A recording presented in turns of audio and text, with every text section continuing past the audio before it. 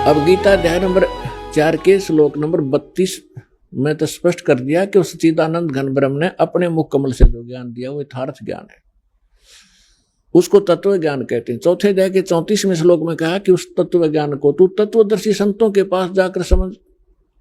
जो परमात्मा आकर ज्ञान देता है वो मुझे ज्ञान नहीं। कौन कहता? गीता ज्ञान दाता श्री ब्रह्मा, श्री विष्णु, श्री शिव जी के पूज्य पिताजी।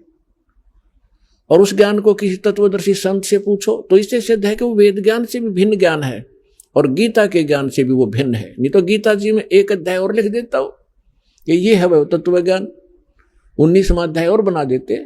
नहीं, उनको पता नहीं। तो उसको तत्वदर्शी संत ही बताते हैं।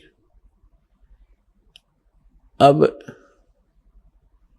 तत्वदर्शी संत की पहचान बताई है 15वें अध्याय के प्रथम मंत्र में श्रीमद् भगवत गीता में, कि जो संत इस उल्टे लटके हुए संसार रूपी वृक्ष के पत्तों से लेकर मूल तक विस्तार से बताता है, भिन्न भिन्न बताएगा, स वेदवित वो तत्वदर्शी संत है।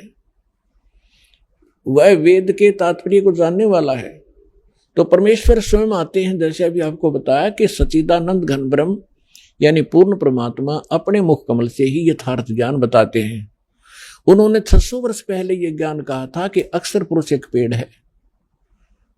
जैसे आपको बहुत बार पेड़ का चित्र दिखाया है, संसार रूपी वृक्ष का, जो जमीन से बाहर दिखाई देता उसको वृक्ष बोलते हैं, पेड़ बोलते हैं। तो परमात्मा ने स्वयं आकर इस संसार रूपी वृक्ष को के विषय में जानकारी दी थी, क्योंकि वो सृष्टि रचनहार है।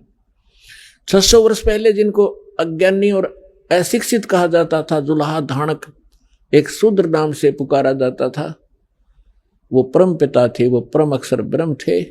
हमारी बुद्धि बालकों वाली है, हम भगवान को समझ नहीं पाए। और विशेष रोल रहा हमारे धर्म गुरुओं का, जिन्होंने हमारे अंदर आंखों में अज्ञानता का मोतिया बिंद कर दिया था।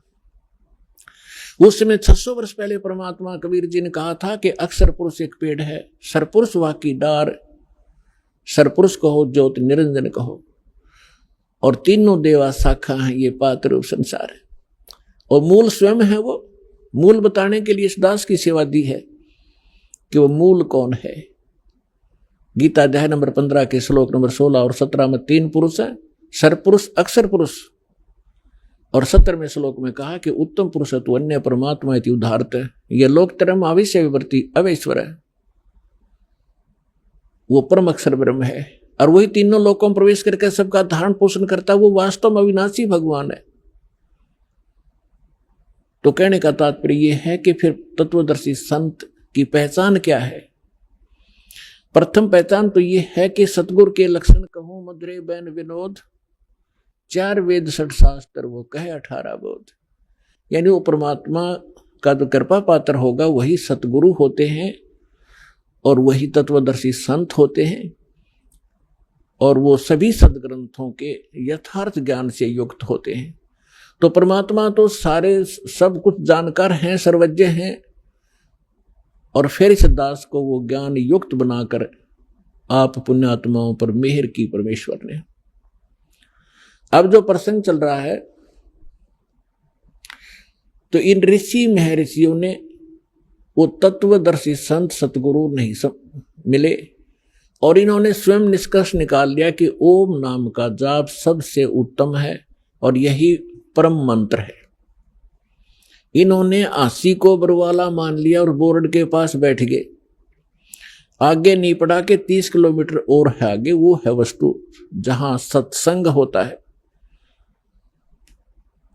अब दया करी है दाता ने इस दास के ऊपर कि 30 किलोमीटर आगे ये रास्ता है और वहां ऐसी सुविधाएं प्राप्त हैं, ऐसा ज्ञान प्राप्त है। तो क्या है वो? तो इन ऋषियों को ज्ञान हुआ नहीं। चुनक जैसे ऋषि, वो महापुरुष परमात्मा पाने के लिए तड़फ उठे। उनको ये ज्ञान हो गया कि इन देवी देवताओं की पूजा से कोई बनने वाला नहीं है, और उनको ये ज्ञान हो गया कि पूर्ण परमात्मा से ही पूर्ण मोक्ष होगा। उनका दुर्भाग्य था कि उनको तत्वदर्शी संत ना मिलने से उन्होंने ब्रह्म को और उसके ओम नाम को सुप्रीम गॉड मान लिया और श्रेष्ठ परम मंत्र मान लिया।